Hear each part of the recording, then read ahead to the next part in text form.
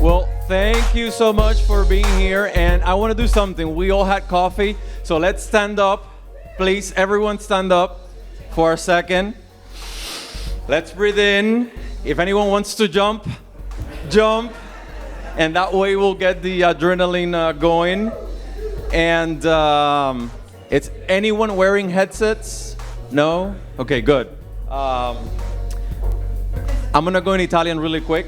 Dato che siamo in Italia, vorrei dire qualche parola in italiano. Prima di tutto ringraziare FIM e tutti gli sponsor per il magnifico forum di questo 2026 e in particolare Alessa per averci accolto a Frascati. Per me è stata un'esperienza indimenticabile. Tante grazie.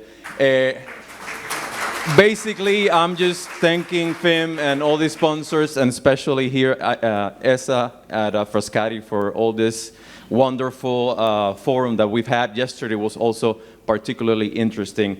We're building up into our last sessions. Basically, we're following the same format, and we're talking about climate communication and global power dynamics. This is specifically important as we have a lot of divergence when it comes to information and how information is disseminated when it comes to the global south and the global north. And many people would say that climate change, it's often described as a scientific challenge, but it's also a communication challenge. And the sad part of this is that many people at the front lines are often the ones less exposed to climate information, and they are the ones being affected the most. Those voices that sometimes dominate the narrative are the ones least exposed to these problems. And we're going to be talking about this issue. And we're also going to be talking about the need to counteract the misinformation as well. We have been talking about that theme through the day today, and how we could take control of the conversation. Climate information, it's a big power. It could influence politics, it could influence policy, and eventually it influences the economics of the world as well as lives, and ultimately it leads to climate action. So on that note, I want the speakers to come and sit down, because they'll be presenting themselves. I want to do it a little different, so please take a seat. We also have 3 more panelists online. One of them is still not here, but they'll be coming over. So I'm actually very humbled to be around this amazing team of journalists as well as scientists. And I want to give them all a minute to present themselves. And while you're presenting yourself and telling me briefly a little bit about what you do, I also want you to think, what's the biggest challenge when it comes to climate communication? And on that note, I'll start with you, Shel. Okay. I'm from the States. I'm from Texas. And in Texas, we usually start one way. I'm going to say a word, and then everybody yell it back at me. Ready? So the word is howdy. So howdy. Howdy. All right, there you go. You're official Texans now, by the way. My name is Shel WINKLEY. I'm a senior engagement specialist and a meteorologist with Climate Central. If you're unfamiliar with Climate Central, I think a lot of folks in the room are, but maybe for our online friends. We're a nonprofit, non-advocacy based in the States. We're a bunch of weather and data nerds, essentially, who are deep in the science, deep into the data, but we want to focus on science for communication. So we work with meteorologists, journalists, storytellers, in order to give basically the visuals to be localized. We can do it globally with our attribution science, but the whole point and purpose of it is for you to tell the stories. We can do the science and data, you know the stories. Prior to Climate Central, I was a broadcast meteorologist for 17 years in the state of Texas, where I talked about climate change a lot. And if you know anything about the Lone Star State, there's not a lot always of agreement when it comes to climate change. And I think we did a pretty good job. All right, what was the hardest thing that remind me of the question, I lost the plot. Yeah, what is the most critical thing when it comes to battling this information? Yeah. So really, I think right now, and I'll keep it short and then we can get into the conversation, but really, It's getting into the spaces that we need to reach the people who aren't already into the idea that climate change is something that we're dealing with right now, right? Our algorithms have us separated into the things that we already know, we already love. So what I like to really focus on is how do we take what we know and then get it into other algorithms that don't typically see this information. Hi, thank you. Hi, I'm Giorgia. I'm science communication researcher. I'm here representing the Copernicus Italian User Forum. My research work is about what happens to the data after they're released to the public, especially the Earth observation free and open data that Copernicus produce. And the fact is, open data doesn't mean usable data.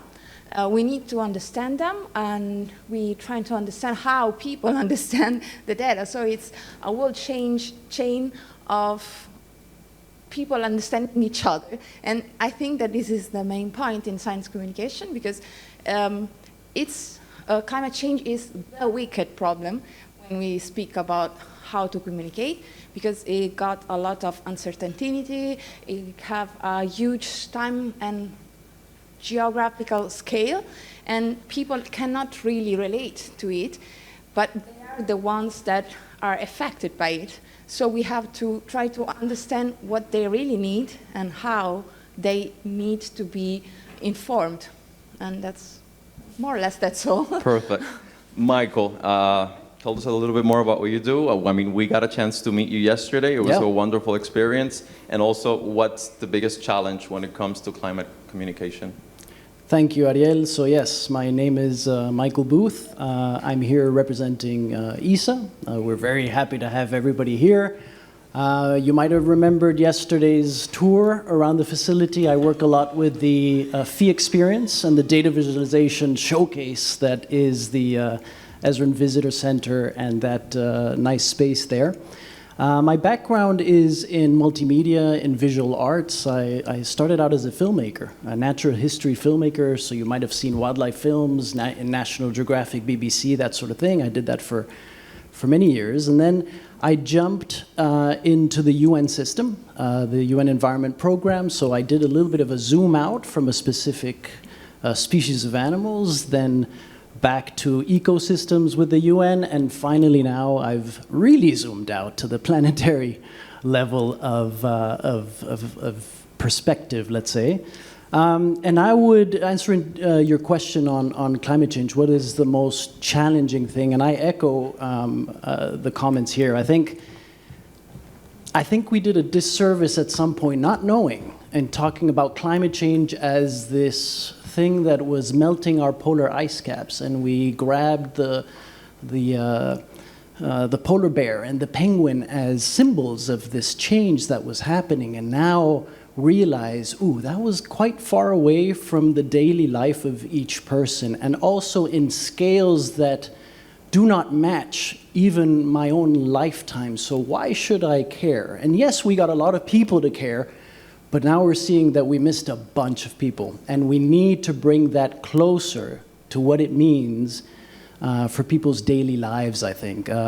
Maybe even try looking for terms that are not as exhausted as climate change. So we can talk about the destruction of nature or polluted rivers and air. Everybody can get behind that. So I think that's one of the critical important challenges that we do have, is that term is working for us sometimes and against us.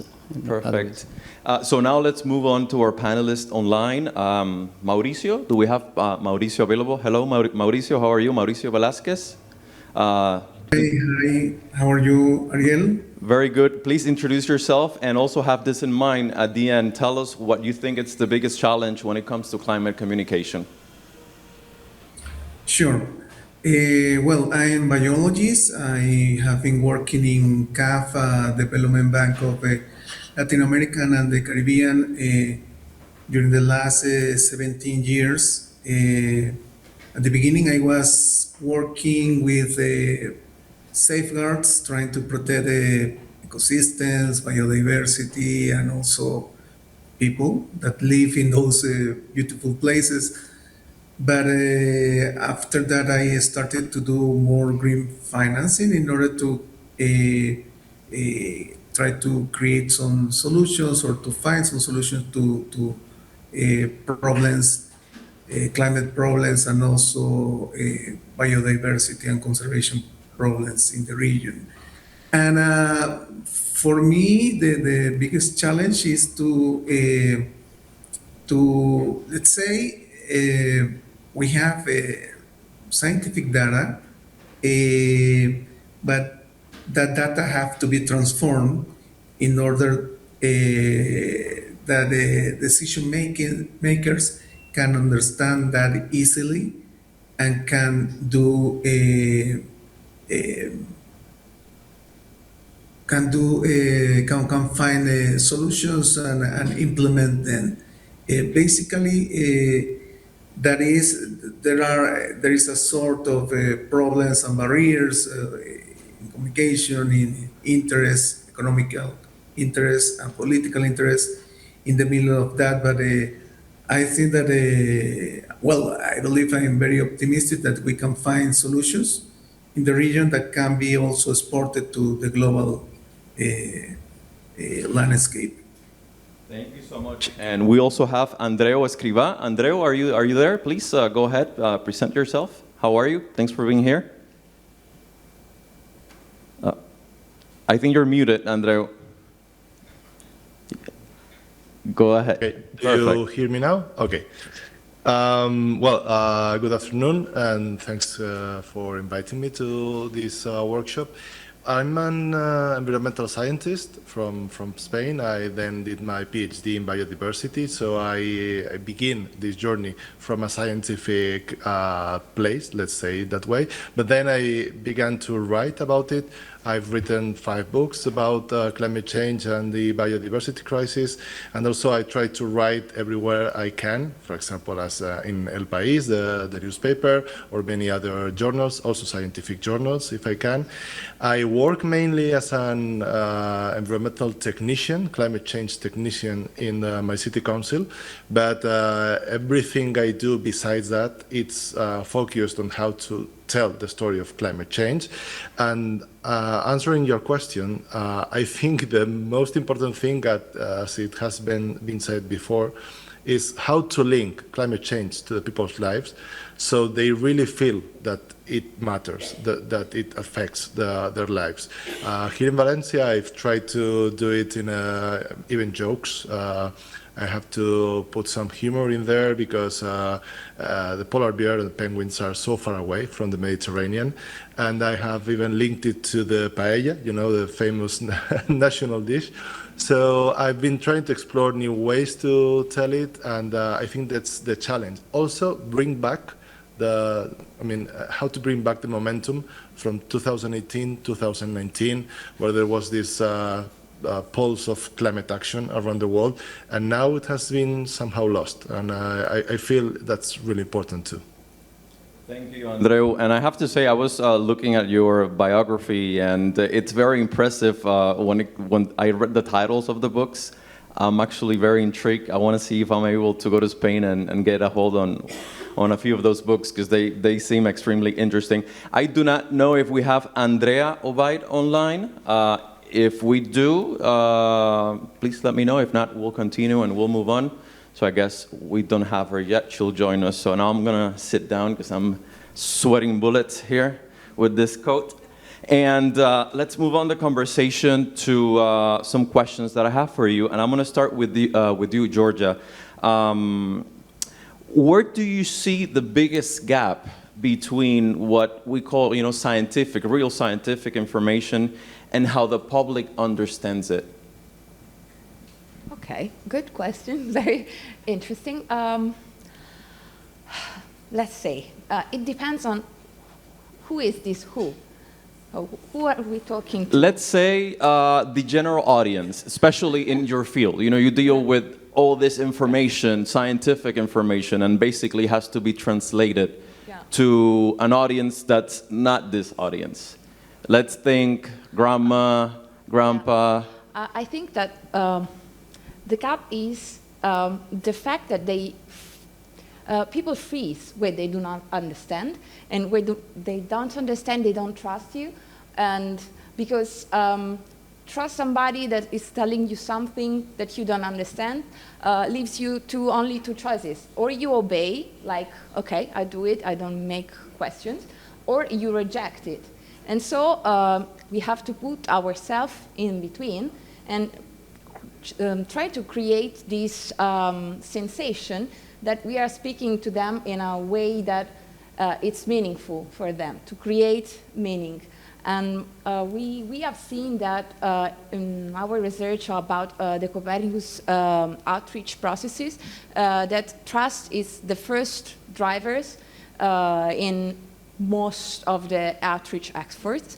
And then we have, I don't know, curiosity, or we have the data visualization tools and stuff that makes things more light. Because the time that people need to consume to understand stuff in this very fast world, it's the main things that push them aside and say, okay, I don't need it. I have a lot of things to do in my life. I don't want to spend my time to try to understand. So we have to fill this gap and bring science to, not to a basic level, because it doesn't mean that we have to oversimplify, but we have to make things meaningful. And I think that in this kind of discourse, we have to also put the very young generations, because they are the ones that tomorrow will make their decision. And in this moment, they are quite a little bit underrepresented, especially in the institutional communication strategies. But they are the ones that tomorrow they will decide, and they have to have now the data, but the information, and how to access the data, and how to interpret this data in a very meaningful way. So somebody before me said the same about schools, and I'm totally agreeing that, and saying that we need to build a sort of a pipeline that bring us more and more near to the very youngsters, I think, but also high school is okay. And that's a very good point, because as you said, many times we forget about that younger generation, and they're the ones that will inherit all the issues that we are leaving behind unresolved. So it's that type of educational outreach. It's key, especially when it comes to that generation. Michael, you have been all over the world. We could say that. You know, we talked yesterday, you were telling me about your story. When it comes to observations and all the new equipments that we have, and they have revolutionized how we visualize and display climate information. We saw it yesterday as we did the tour here at the Field Lab. But how does that change the way that society understand the risk that they're being exposed to? How could you use that revolution in visualization and climate information to teach them how exposed they are to this risk? Yeah, very, very interesting question to think about, because I think one of the initial, and somebody said it before, one of the initial things I would comment on it is, let's stop the super uber negative doom and gloom first, because that paralyzes people. So we're looking more and more, and we saw that yesterday. I think I made a point at the FEE experience to say, hey everybody, look at this. This is a good trend. You know, NO2 emissions are going down in a lot of the big major cities. Let's celebrate that. When you turn narratives into that more positive spectrum, it invites participation, it invites action, and that's what I think we need. Again, the medium does change for the audience. Of course, you want policymakers to know how bad things are sometimes. You can't sugarcoat it, let's say. But for a general audience that is coming into it, I think the last thing we need is for people to be completely defeated and paralyzed at this moment. So at ESA, we're looking at the action side. And I'm super grateful to be here, because I think we actually produce the tools for action in these missions, right? 48 new missions launching this year, Earth observation. AI, yes, with all the challenges that it will bring, I believe that there are satellites up, sensing and capturing data today that maybe in 2 years' time, AI helps us do amazing new discoveries that we didn't even know it was possible today. Much like they think it's going to be great advancements in medicine, I think it's going to be great advancements in the science of actually coming up with mitigation solutions and climate action strategies. So again, I think it's turning the narrative into the positive. That's a lot of what we're doing. And taking full advantage of a captive audience, right? People that come at the FEE experience, we know we have you for 30 minutes. You're with us. So we're not trying to stop you from swiping, your social media. You're there with us. If we can create more spaces like that for people to fully immerse themselves in an experience, I think we're going to have a much better ability to inspire them to take that action. Yeah, like I always say, science, it's neutral science. It's not political. It doesn't have any colors. And by displaying this information and helping people better understand what they're being exposed to, it leads them to make better decisions when it comes to voting and electing the people that actually have the power to make change and drive policy. So now I want to bring in Mauricio. Mauricio, what's your perspective when it comes to Latin America and the Caribbean, and what do you think it's often missing when it comes to international discussions on climate change and these communities in the Caribbean and also Latin America? Okay, I believe that basically we need to focus on the data that we have, and there is an imbalance of data. For example, the amount of research and investments of research and technology in Latin America and the Caribbean is very low. Is in an average, I would say that less than 2% of the internal net gross product. And as you know, adaptation to climate change needs a lot of local information. You need to have a lot of, let's say, good climate data, and there is still some lack of this type of meteorological data in several parts of the region. So we need to work stronger on that. We need also to improve the treatment of the data and to translate it to people on the field. That is the one that is going to be feel the impacts of droughts and floodings because of climate change, and to work more in prevention. The amount of investments in adaptation is very low. It needs to be at least, it needs to grow like 12 times the amount of investment that we have already during these years. And there is also, in general, and I will say also in the region, a lack of understanding of the link of biodiversity and climate.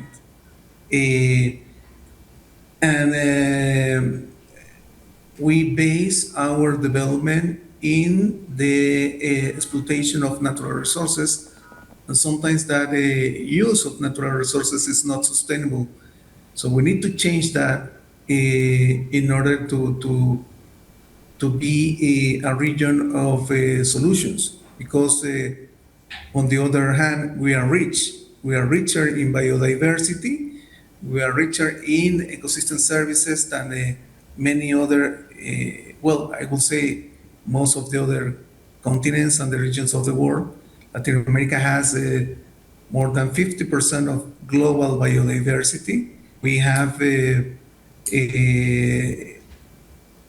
of the 14 biomes of the world, and well, most of the known animal and plant species identified and recognized by science are here, are in the region. So if we can transform our development model, our way to produce richness, using it wisely, using wisely our natural resources, we can at the same time have a better microclimate. We are going to develop better local solutions for climate vulnerability. And I will say that our people will be happier than they are already. They are going to be richer, and they are going. Thank you, Mauricio. It makes a lot of sense because, as we know, I mean, if we don't change the model that we currently go on, we're depleting our resources. So this has been a topic before. It's a challenge, but in challenges you find way for opportunities. And I also want to take the time to welcome Andrea OBAID CARRIÓN. She's joining us now. She's our other panelist. Andrea, welcome. And I want you to briefly present yourself. Tell us a little bit about what you do. And afterwards, I have a question for you. And we're jumping right into the question session. So go ahead. Okay. So, hi everybody. Thank you for the invitation. I am Andreu ESCRÍVA. I am a science journalist from Chile. I'm host of the daily radio program Tu Nuevo ADN on Radio ADN station and host of the science podcast Tecnociencia. And I have been working as science journalist and also environmental journalist for 20 years, covering science, climate change, energy, technology, and also different issues. And also I have seen all this profound transformation in climate communication. So that's a summary of what I do now. And I also want to thank you because I know you're very busy with your podcast and everything, so thank you for being able to join us. So I'm going to jump right ahead and ask you, Andrea, as a journalist, I want to hear your point of view when it comes to deciding which climate story it's more relevant and what gets the most attention and why. Wow.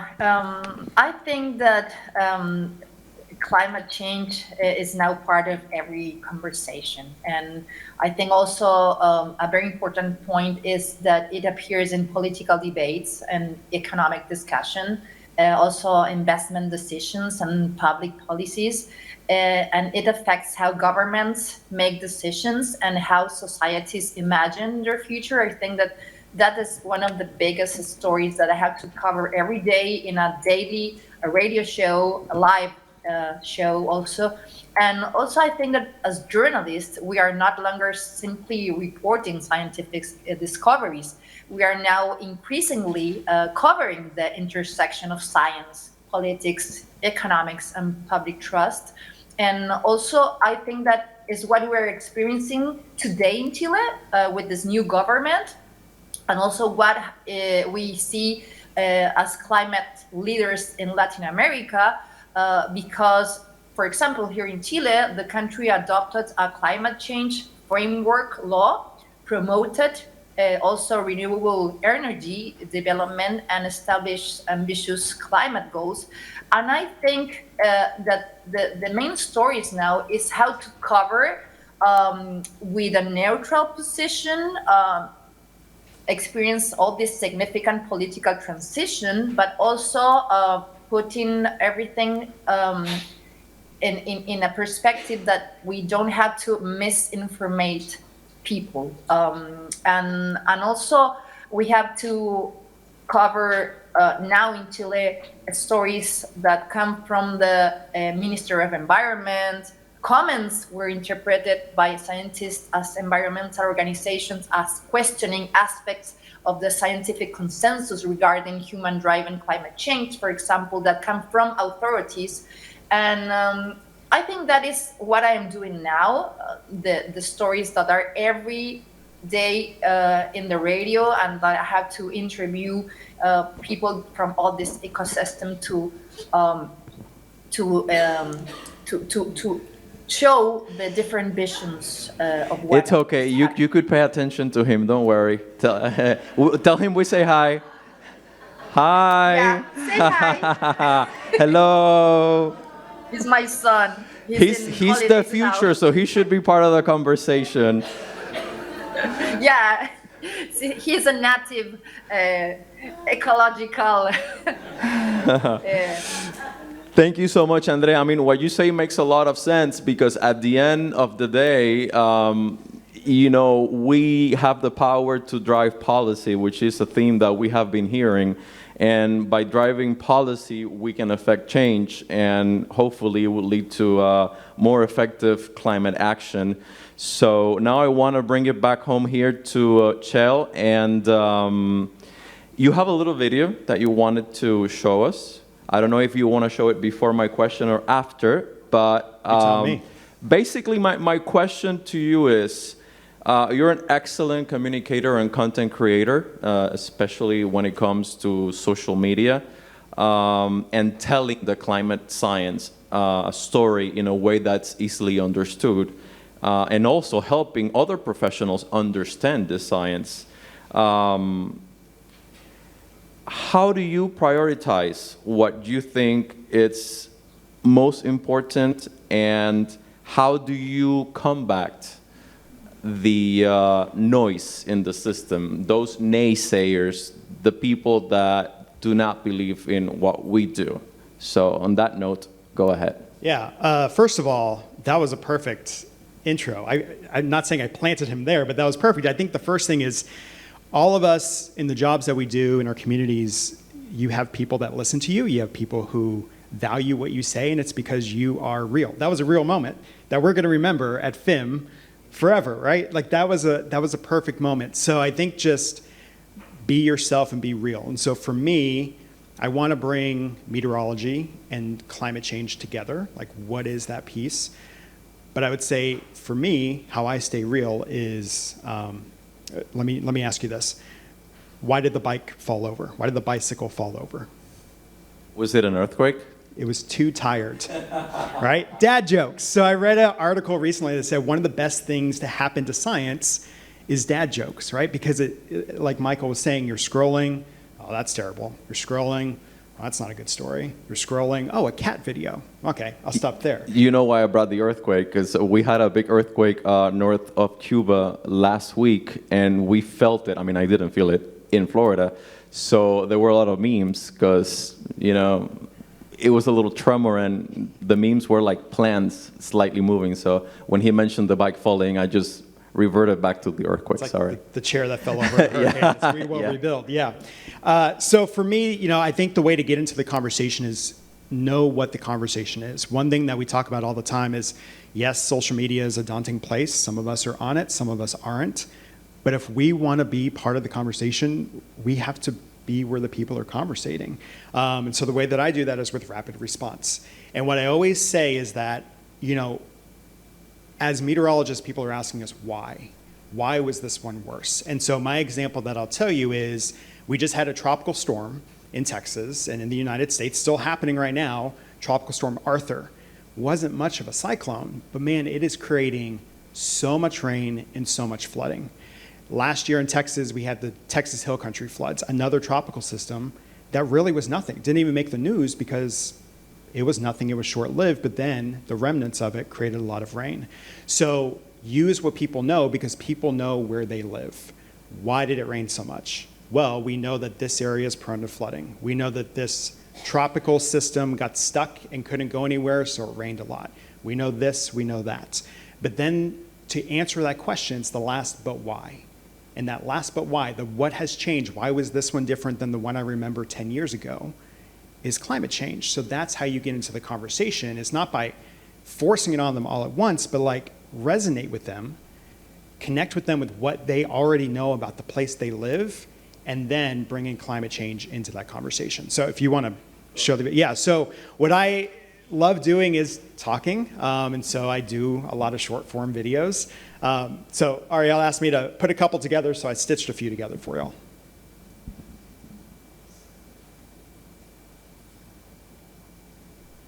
Does it feel like every year when you're barely putting away your winter coat for the season, your eyes are already watery, you're sniffy, you're sneezy, you're snotty? Bless you. Come on, let's go outside. Nah, love is in the air, and it smells like chocolate. But did you know that cacao trees, nature's own chocolate factory, can only thrive in a sweet spot of temperatures? That excessive ocean warmth that rocketed Melissa's explosive strengthening, climate change made it at least 500 to 700 times more likely along the storm's track in the basin at this time in late October. Using attribution science, we know that the added ocean warmth boosted Melissa's top winds by about 10 miles per hour. It doesn't sound like a lot, but it's enough to push it to a Category 5 territory, but then also increase its potential damages by up to 50%. But here's what's changed. A warmer atmosphere is a thirstier atmosphere. So for every degree of warming, it can hold on to about 4% more moisture. Think of it this way, like it's a growing sponge. It's a bigger sponge, and it doesn't just absorb, but it can also take from things that hold water naturally, like trees and plants and the soil. And this means that we can slip into flash droughts faster, and crawling out of them, well, it's way harder, even with a decent rainfall. And then you add in heat waves and unusual early fall heat, and we just keep digging ourselves into a deeper hole. Look, records happen, but climate shift index data shows us this warmth was made at least 2 times to 3 times more likely by human-caused climate change. For South Texas and northern Florida, heat like this that would be rare or almost impossible at the tail end of November without heat-trapping pollution. And look, a quick reminder, every county in the lower 48 has seen some sort of fall warming, mostly due to climate change. Fall temperatures have warmed on average 2.8 degrees Fahrenheit across 237 US cities.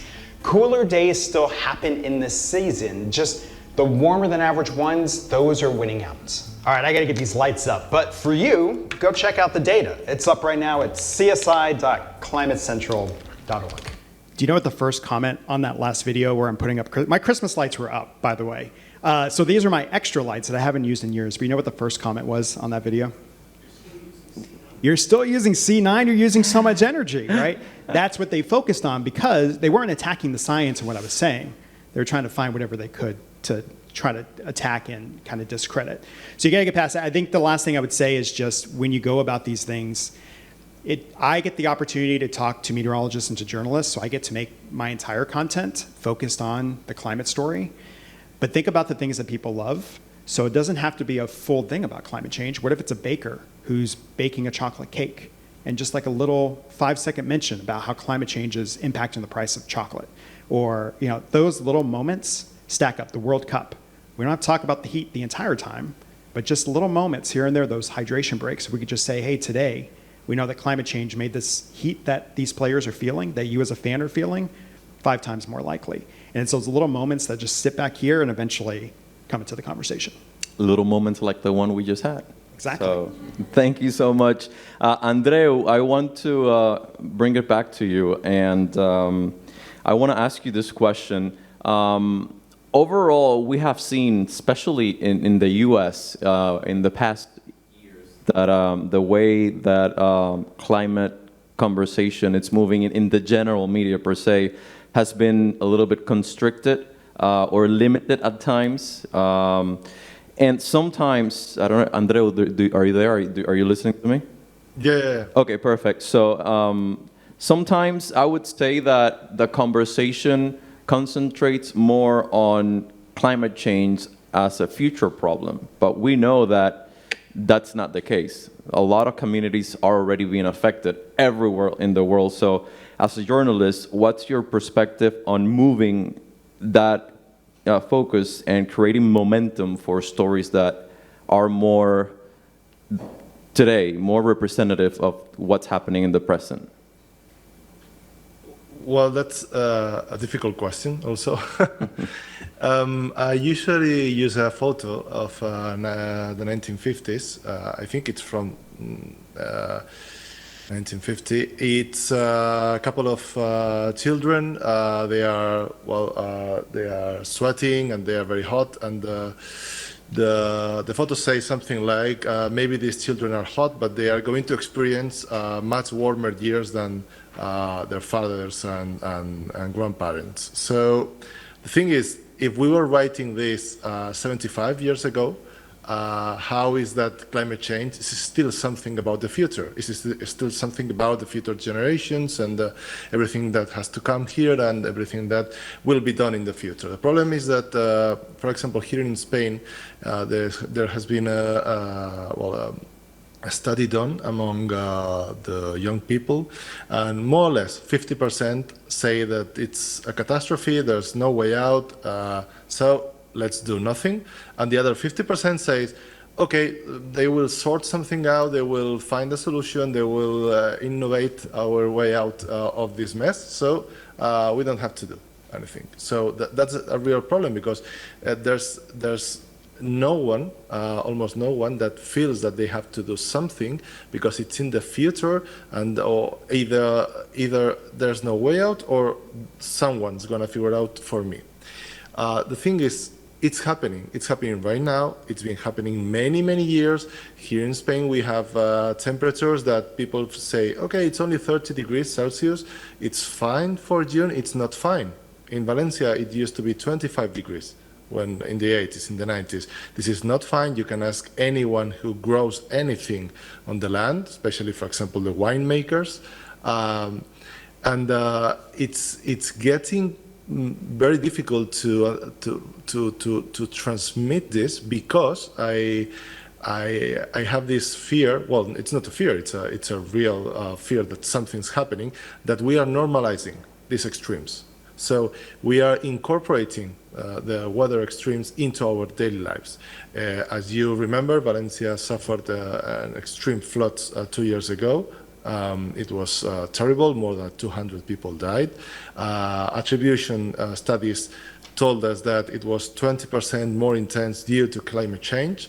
But nothing's happening. And you know about the fires, the forest fires in the Iberian Peninsula, and many other things. So we are just accepting these incremental things that are driving through our country and all the Mediterranean, all the world, to a very, very dark place. I know that the worst case scenario is ruled out, but there are many, many very bad scenarios. So I don't really know how to put this in the present. The thing is, I know we're doing something wrong. I know that we are giving the idea that there's some solution waiting for us in the future, but we have to change the narrative. We have to tell everything that's going on right now, and we have to also talk about the past. Climate change has been about the future, sometimes about the present. We have to acknowledge the climate change history, not only in a scientific way, but also in all the ways that has changed the food we eat, the cities we walk, how we move, or the ecosystems we admire. So I think we have to incorporate the past into the conversation and tell the whole story, because if not, we are always going to look to the future, and that's something that worries me very much, really. Thank you, Andreu. And I mean, you have answered a question I was going to ask the group. With less than 7 minutes. So I want to go ahead and ask the other participants what they think it's the most important message to get across as a final point. I think Andreu did an excellent job right now as far as that. So let's begin by you, Michael. What's your final message to get across? So we have less than 6 minutes, so let's make it brief. Instead of a final message, I want a final learning from this conversation. I'm hearing a lot of messages about how interesting it is to think that there's a paradox in that when we communicate about climate change, we tend to think that it needs to be in a universal way, top level. And what I'm hearing is you got to bring it down to the local. So to make it universal, we have to really get down to what is impacting the person and to tell stories that are relevant to their lives.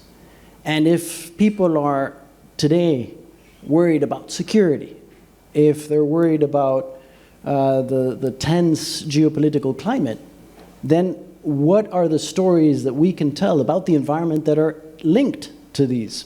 And I think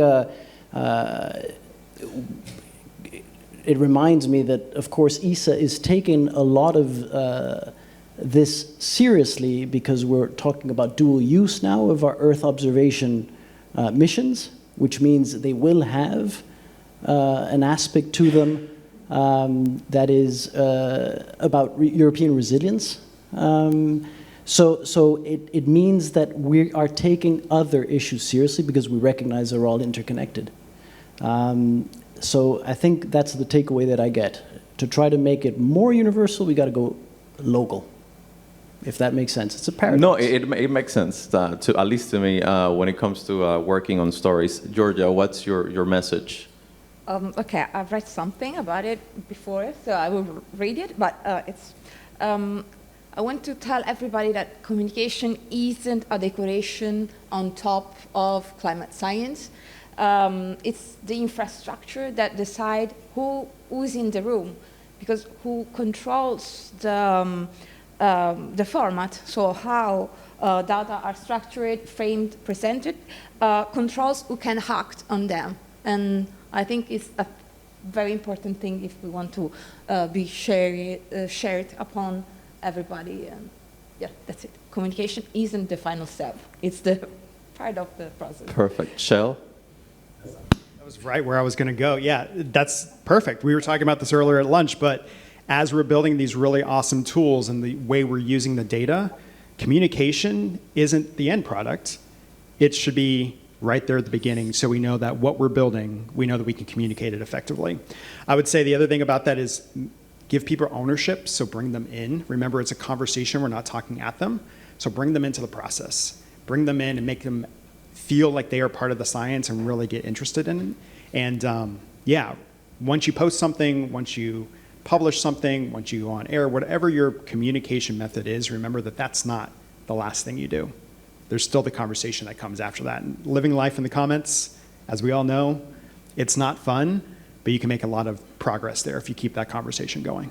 Thank you. Mauricio, if you could tell us very briefly, a final remark, a takeaway for us before we close. We have less than 4 minutes. Sure.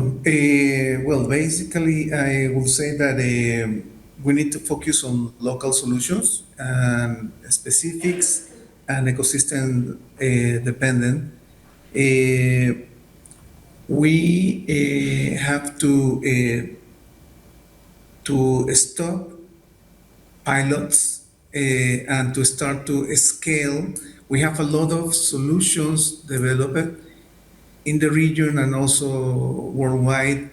And I think that there is